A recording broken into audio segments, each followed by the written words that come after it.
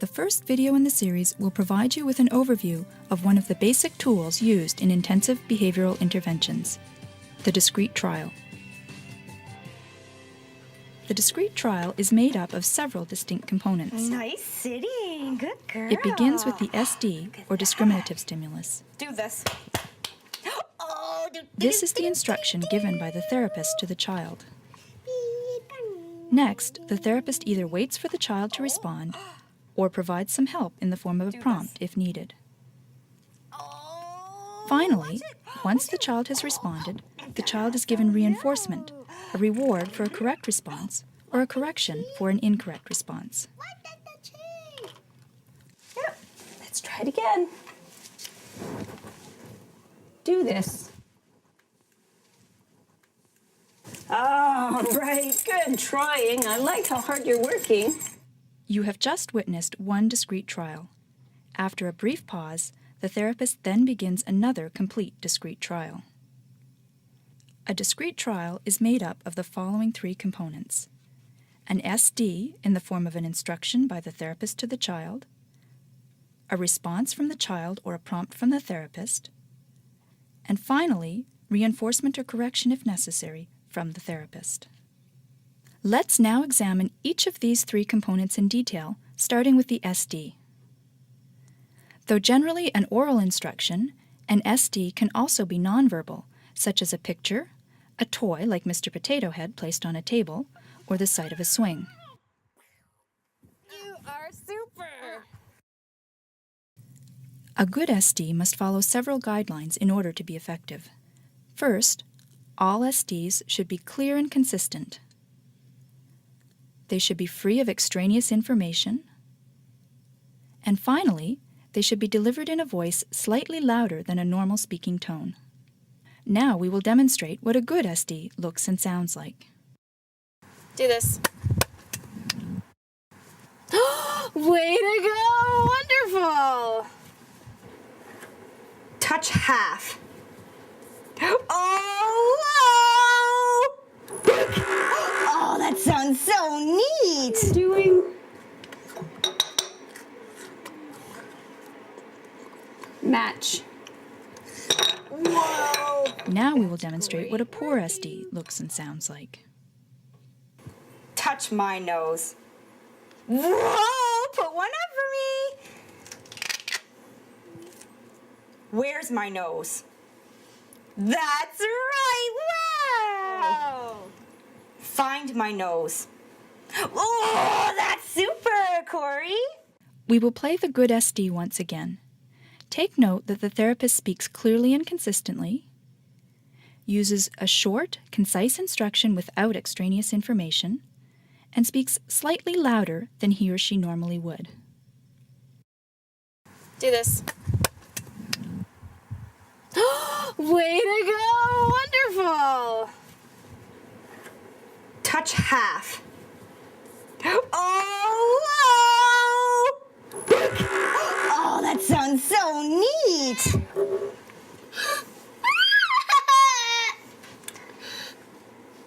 Do this. Good girl! Do this.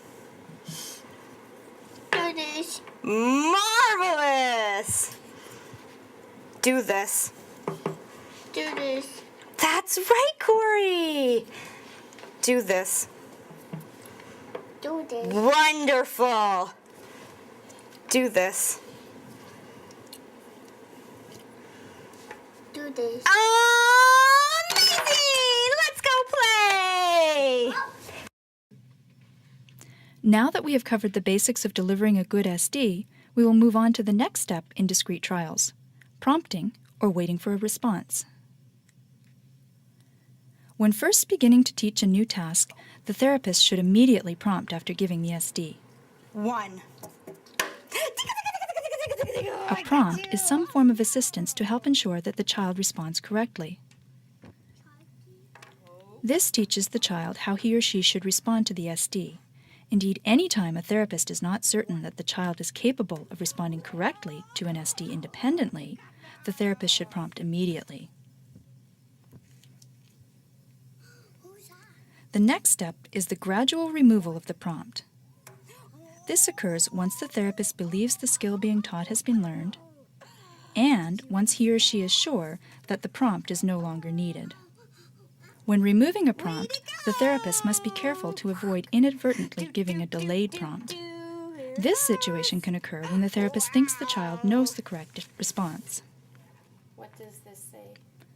The therapist gives an SD, pauses and waits for the child to respond, realizes that the child is not going to respond or is responding incorrectly, and jumps in with a prompt.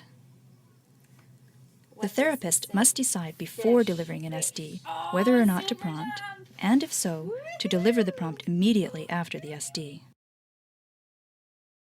We will now move on to the third and final component of a discrete trial, reinforcement or correction.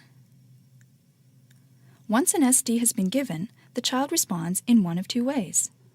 Either the child responds correctly and reinforcement is delivered, or the child responds incorrectly and a corrective procedure is applied.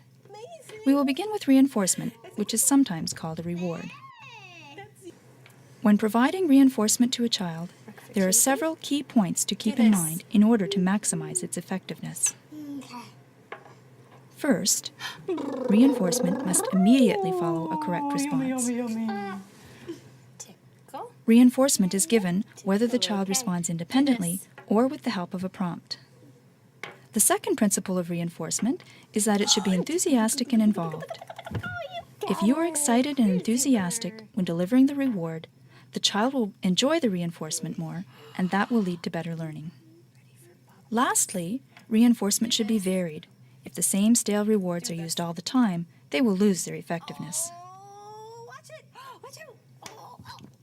Remember, effective reinforcement is best achieved if given immediately after a correct response by the child, given in an enthusiastic and involved manner, and if the reward is varied.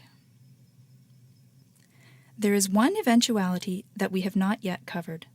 What happens if the therapist delivers an SD and the child gives an incorrect response? There are two general approaches to dealing with incorrect responses. One which uses an informational no, and one which does not. The traditional approach is to use an informational no. When the child gives the incorrect response, instead of giving a reward, the therapist responds by saying no in a neutral tone of voice. Where does Grandma work? He works in the house. No. Where does Grandma work? Say library. Library. Boink! Yay! Now Let's watch that again. The no is not meant to be aversive or punishing. It is simply meant to provide the neutral information that the response was incorrect and will not be rewarded. Where does Grandma work? He works in the house. No. Where does Grandma work? Say library. Library. Boink! Yay! Now you get Starburst! The therapist then goes on to give the same SD again, but on that next trial, the therapist prompts the child to ensure that the child gets the response correct. Another approach is to leave out the informational no. With this approach, if the child gives an incorrect response, the therapist pauses a moment without giving reinforcement, but does not say no. Thumbs up. The therapist then begins another discrete trial Thumbs up. and prompts immediately after the SD is delivered. There! This is to ensure that the child gets the response correct. Let's watch the errorless learning correction one more time. Thumbs up.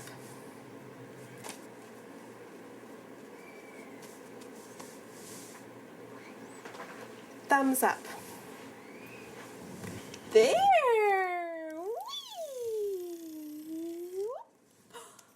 Whee! We have now reviewed the three components of the discrete trial: the SD itself, the prompt or waiting for a response, and reinforcement or correction.